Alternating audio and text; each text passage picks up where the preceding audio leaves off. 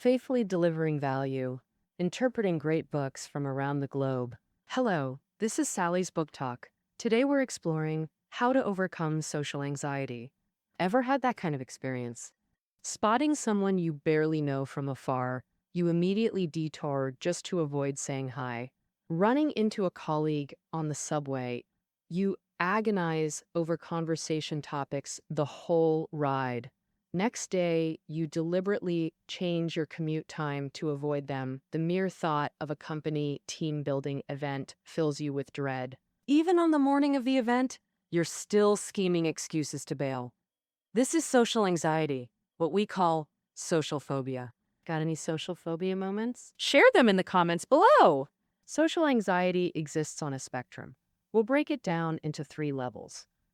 First is social awkwardness, just fleeting discomfort, like when you say goodbye, then realize you're walking the same direction. Total cringe moment.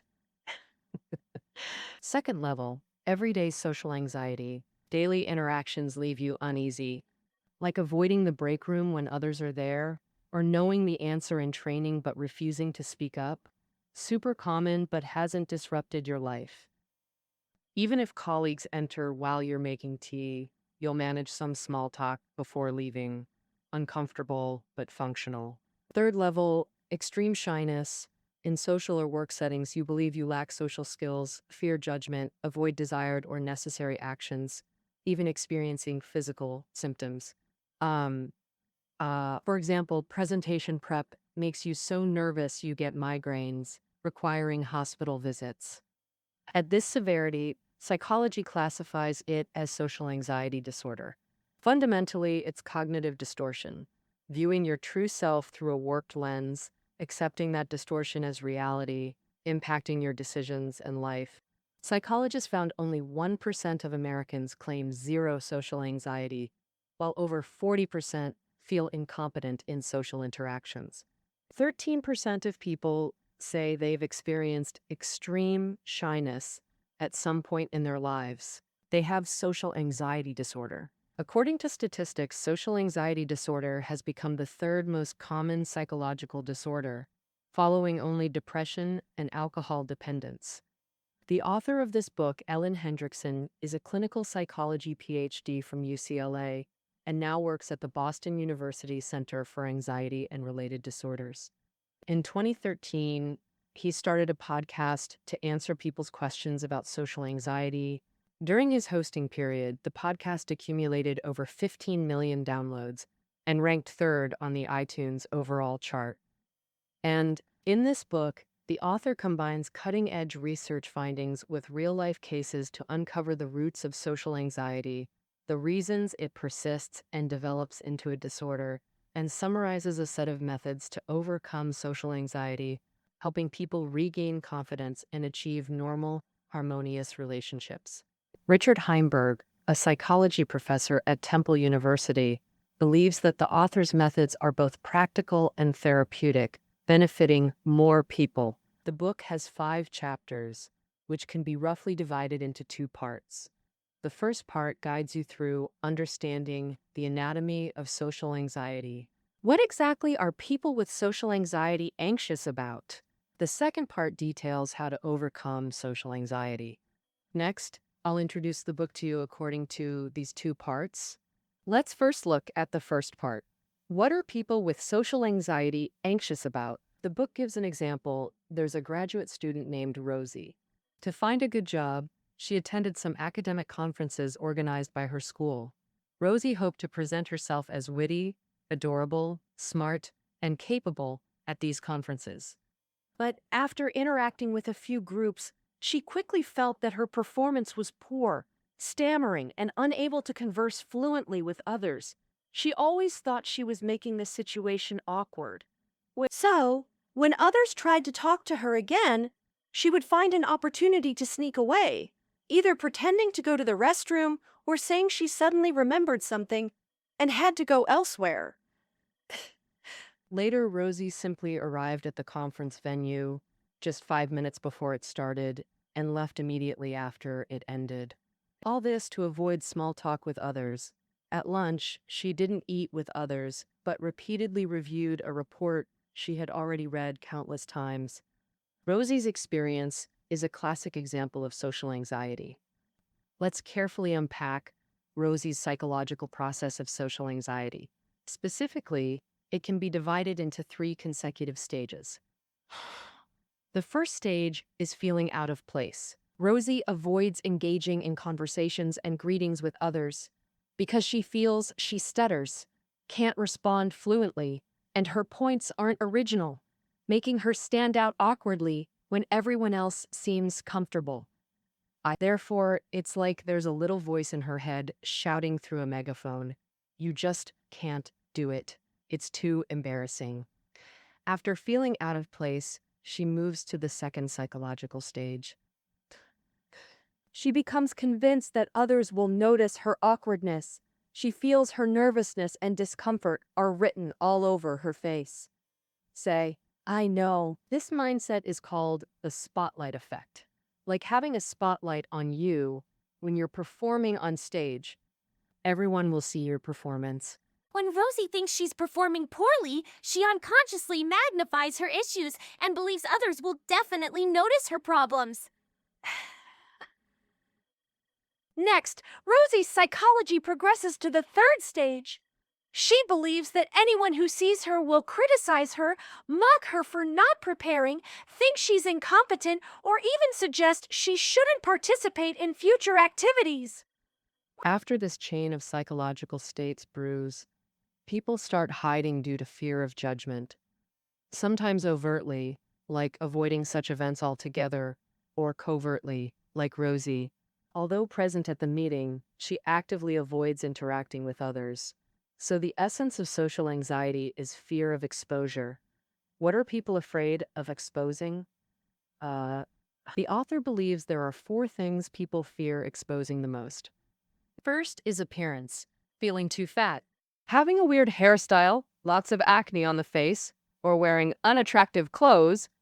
Second is personality, feeling not humorous enough, not confident enough, etc. Third is social skills, like not knowing how to greet acquaintances, discussing topics others aren't interested in, etc. Fourth is physiological reactions triggered by anxiety. For example, blushing or sweating when too nervous. When one or more of these occur, people tend to criticize themselves first. The author calls this self-critical voice the inner critic, which sometimes activates before social interactions. For example, if someone feels they're not humorous enough, they simply stop talking to others. In psychology, this is called anticipatory processing. It refers to the cognitive process of repeatedly pondering an upcoming social situation and predicting outcomes.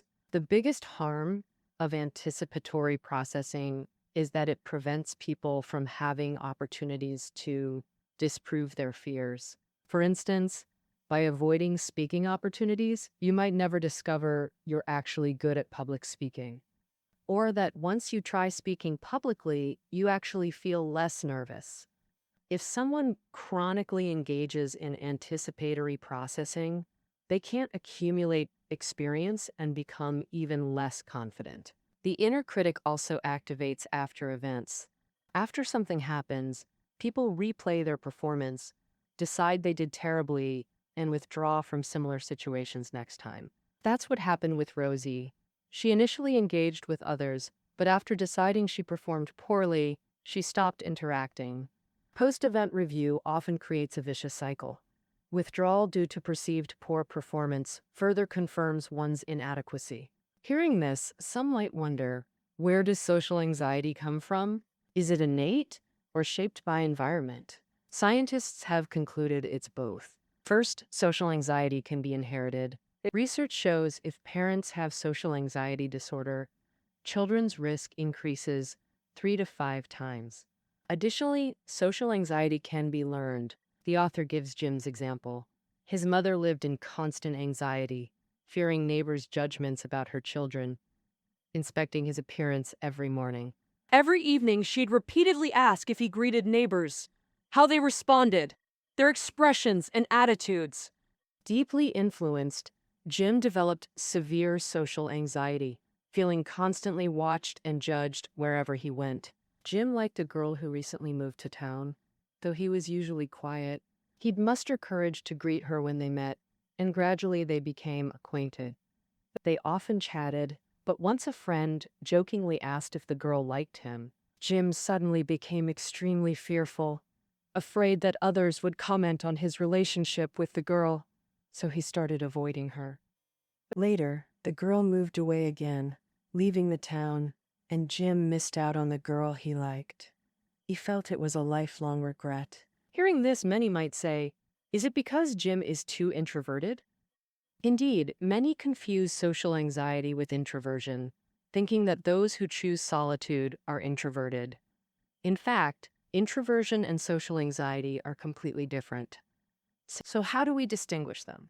First, you need to judge whether you feel comfortable and at ease when alone.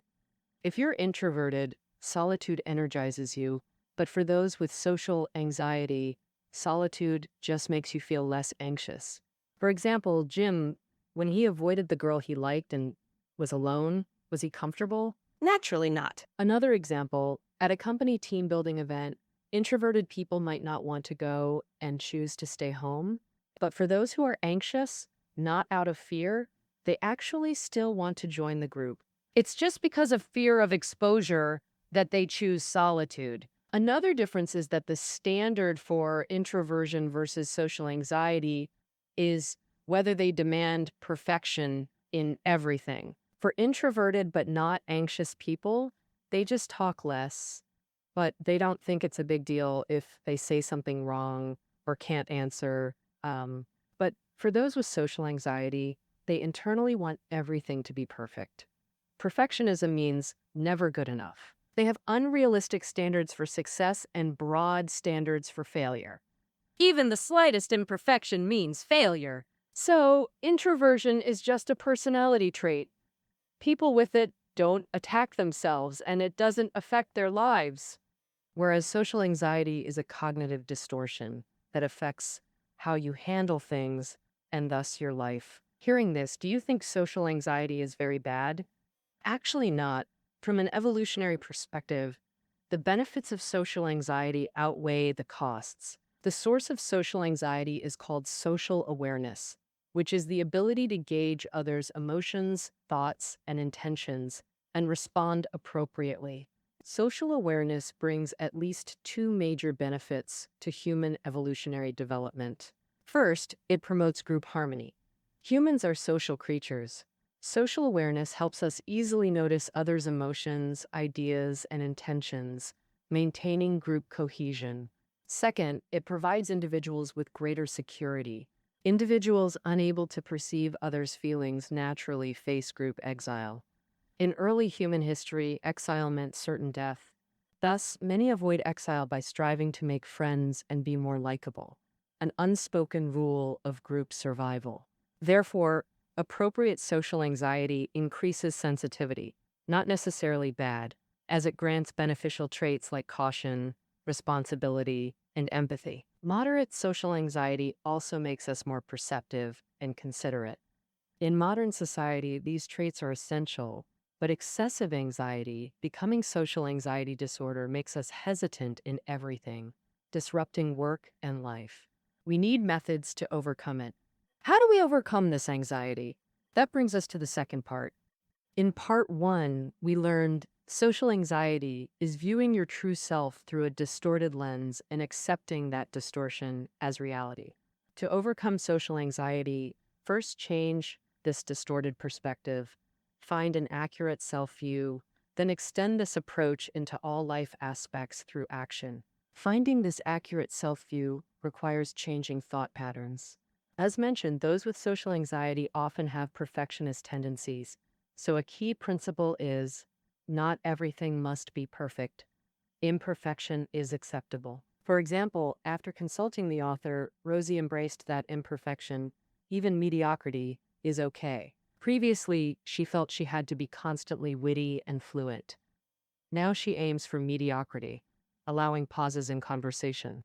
She can crack jokes or not. If conversation lags, she doesn't have to rescue it. Moving from perfection to some flaws reduced Rosie's pressure, and her performance became more natural. This creates a virtuous cycle. Imperfection leads to better states and more effective actions. He became happier, prompting him to practice more. With this guiding principle in mind, we can now tackle the three psychological stages of social anxiety specifically and make cognitive changes. In the first stage of feeling out of place, the method is to correct the inner critic and stop defining yourself incorrectly. The author introduces two specific tools for transforming thinking. The first tool is called the replacement method, which means replacing vague fears with clear concepts. For example, imagine you have to give a presentation summary in front of all your company colleagues, and you feel terrified. You feel you're completely incompetent, and at this point, you can ask yourself three questions. The first question: what's the worst possible outcome? If your thought is, if I mess up the presentation, everyone will laugh at me and hate me, then why not think more specifically? Who exactly is everyone? Your team colleagues, your direct supervisor, colleagues from other departments, or the company boss? At this point, you might conclude, oh, even if I perform poorly, aside from my direct supervisor and the company boss, it seems not many people will hate me for it. Colleagues will probably just laugh at me at most. So, with that answer, you then ask the second question: how likely is this situation to happen? You'd completely mess up the presentation summary only if you did zero preparation. But in fact, you've already prepared thoroughly for it. You've verified every data point on the PPT and you've memorized the speech script. Even if you're so nervous your mind goes blank, you can still read word by word from the PPT and the script. So really messing up completely. The possibility of completely messing up the presentation summary isn't high, but of course, anything can happen. So you still need to ask yourself the third question: how can you cope? If you really can't say a word on stage, what can you do about it now? As mentioned earlier, you can print out a copy of the speech script or rehearse with a team colleague beforehand, practicing possible scenarios in advance. For example, if the microphone doesn't work or someone asks a tricky question, after solving these three questions, you'll find that everything doesn't seem so bad after all. Good. This is what the author calls the replacement method, which involves debating the inner critic to change terrifying thoughts and fears. Additionally, we can create a supportive environment for ourselves to bravely tackle difficult tasks. This is the second tool for shifting mindset, the embrace method. How exactly do we do it? There are also three steps. First, you can try to identify your anxiety triggers from an observer's perspective. You can recall a recent embarrassing moment. Your thought might be, that presentation, I totally messed it up, stumbling over my words the whole time. So humiliating. From an observer's angle, you need to say to yourself, my thought is that I really messed up that time. It was very embarrassing. You can see there's actually a subtle difference between the two. It's like watching a movie, seeing your own thoughts and feelings. When a character in a movie gets nervous due to the plot, you might comment, they really don't need to be this tense. Observing your own feelings works the same way. You could say, actually, it wasn't that embarrassing. After identifying your anxiety trigger, what do you do next? This is the second step, speaking to yourself with kindness and warmth. You could say, dear, I know you feel a bit scared during presentations because everyone's watching you, which makes you nervous. But after trying a few more times, you'll get better. Dear Lo Lif. This way of speaking is you giving yourself understanding, care, appreciation, and encouragement. The third step of the embrace method, the third step follows right after the second. You need to tell yourself that human nature is interconnected. What does that mean? It means most people feel nervous when giving presentations in front of crowds. Very few are born speakers. If others were in your shoes, they wouldn't do well either. Human nature. So others won't be harsh. They'll understand that you might have minor flaws here and there. After shifting your self-judgment, the next step is to reduce self-focus to address social anxiety. The second psychological process, being certain that others will notice your awkwardness. Many people feel Everyone can see my embarrassment. I look stupid, incompetent, and lacking personality. It's all written all over my face. But in reality, others don't see the social spotlight. It's nowhere near as bright as we imagine. Because when you're at the center of your own mental stage, others are too. They're focused on their own internal stages, paying little attention to the outside world. The book gives this example. A man named Leslie deliberately paused mid-sentence during a conversation with a colleague, waited 5 seconds before continuing. Later, Leslie asked the colleague about his reaction. The colleague said, "It was a bit odd, but I figured you just lost your train of thought." The colleague then admitted sheepishly, "When we sat there silent, I started thinking about my own to-do list. I really didn't dwell on what was happening with you." So you see, others aren't nearly as focused on you as you imagine. You can definitely reduce self-focus. If you still believe others can see your embarrassment, the author offers a practical suggestion. Ask a colleague to record you during a department presentation, then review the footage afterward. For example, focus specifically on moments where you appeared particularly flustered or anxious.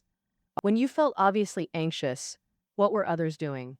Did they notice your anxiety? After this exercise, you'll discover you might display some noticeable signs of anxiety, but not nearly as many as you thought. Others might not even notice your discomfort. Next, you can tackle the third psychological process. The belief that people constantly judge you is actually your own imagined worst-case scenario. The book gives another example. Jack blushed easily and constantly worried if others would think something was wrong with him. Following the author's advice, Jack immediately attended a meeting after exercising. His colleagues just greeted him and moved straight to agenda items. Now think back. When you last saw someone pause unexpectedly during a speech or make a strange expression, did you judge them? Probably not. You likely just noticed it briefly before returning to your materials or own thoughts, without dwelling on it. In short, mindset shifts need to happen gradually. First, stop pursuing perfection, replace vague fears with concrete concepts, then create supportive environments, reduce self-focus.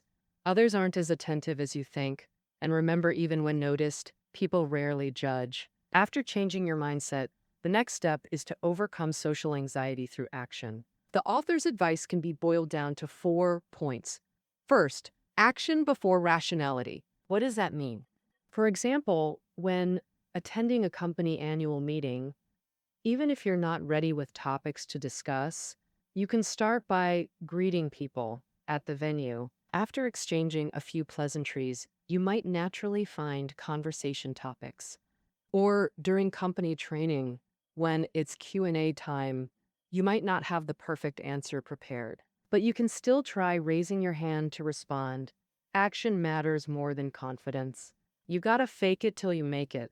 Pretend you can do it, and after sticking with it for a while, you'll actually succeed. The second suggestion, when taking action, preset a role for yourself to make it easier to achieve. For instance, Rosie at an academic conference could role-play as her advisor's spokesperson, sharing research directions and viewpoints under guidance, or act as a professional headhunter to spot job opportunities from that angle. Playing a role means embodying it, so you subconsciously create a confident persona. This sets up 2 feedback loops, one for yourself, you can handle this well, and one for others, influencing more people with your confidence. The author shares a mission-driven example. A doctor named Ella, who launched a successful research project on autism in children, got major funding, was promoted to vice president, but felt she couldn't present well, so she delegated tasks to a colleague. But at a hospital budget meeting, she realized presenting's importance. It could show leadership the needs of autistic children and secure more funds and staff for her project. So Ella found a role for herself, advocate for autistic children. When presenting, all she thought about was how to do better for those kids and their families. Inspired by this role, Ella kept speaking at meetings, and slowly she stopped fearing presentations. Because she believed it would help autistic children more, she found the role, knew what to do, And then it was about repetition. That's the third point. Practice repeatedly. For example, 19-year-old Ellis was a very shy boy who would get nervous and scared whenever he spoke to the opposite sex. He set himself a challenge. Whenever he saw a woman sitting alone on a park bench, he had to sit down and chat with her. Within a month, he had conversations with over 130 women. He originally approached it with a do-or-die attitude, but after repeatedly practicing conversations with women, he discovered nothing terrible happened. He accumulated over 100 pleasant conversation experiences. Later, Ellis became one of the founders of Columbia University's psychology department, using cognitive behavioral therapy to treat psychological disorders, including depression and social anxiety. He believed this experience at 19 was crucial. Repeated practice is key to overcoming social anxiety. After repeatedly practicing something and freeing yourself from anxiety about it, you can create a challenge list to tackle one by one. So, the fourth point, how to create such a list. Imagine your life after overcoming social anxiety. What would you do if anxiety wasn't holding you back? List all those things, big and small. The author's list includes: first, when someone's waiting for my parking spot, I can leave at normal speed instead of rushing nervously. Second, joining my kids' video calls with relatives. Third, telling stories to groups of people I barely know. Fourth, proactively introducing myself to familiar faces whose names I don't know. The author suggests creating your own challenge list. During challenges, use the replacement and embrace methods for self-talk. Play your chosen role and practice repeatedly. In the book's conclusion, the author notes that the long-term meaningful goal is building friendships with others. When you treat others with warmth and kindness, developing deep bonds of trust, your flaws and awkward moments become insignificant. With friends, you can bravely share thoughts, feelings, and actions.